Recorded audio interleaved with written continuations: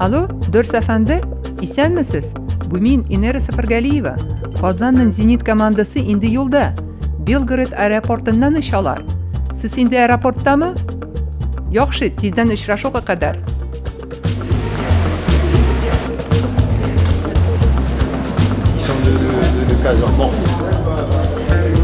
Toulouse aeroportida men Zenitning bosh treneri Vladimir Aleksandrni ko'rib сөйләштем.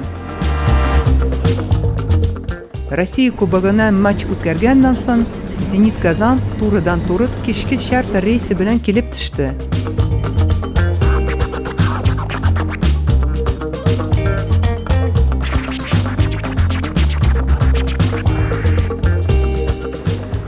İkinci kuni Qozon sportchilari Toulouse'ning Spacer komandasi bilan match bo'lajak zalda trenirovka o'tkazdilar.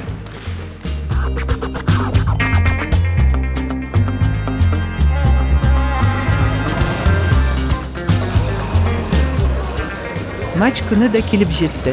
Uchrashuv oldidan ikki komanda sportmenlari ko'nikmalar ishladilar, fotoga tushdilar ham qo'l berishib do'stlashib kurashdilar.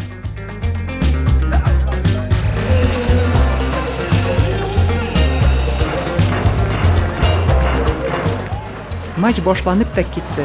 Toulouse komandasi shundoq hujumga tashlandi. Birinchi partiya Spacer komandasi jenu bilan tugallandi.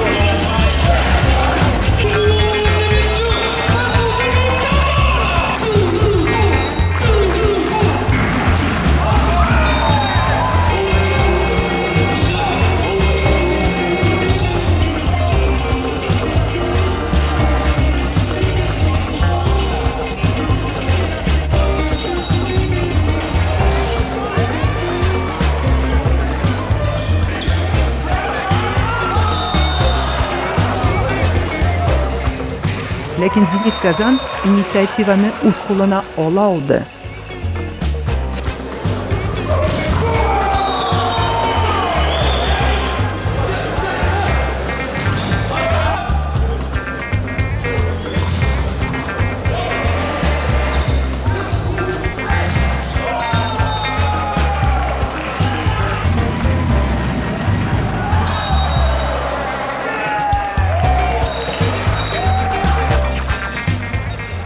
Maç natijada Qozonlilar foydasina 3-1 hisobida tamomlandi.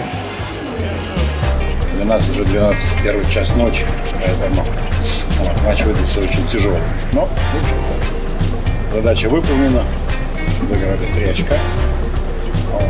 Думаю, что с хорошим настроением едем в Казань. Хорошая команда, то есть показывает типичный французский волейбол. Мы выставили второй состав, попробовали резерв. Мы выиграли 3-1, честно ожидали меньшего сопротивления. Команда хорошая, показывает европейский волейбол.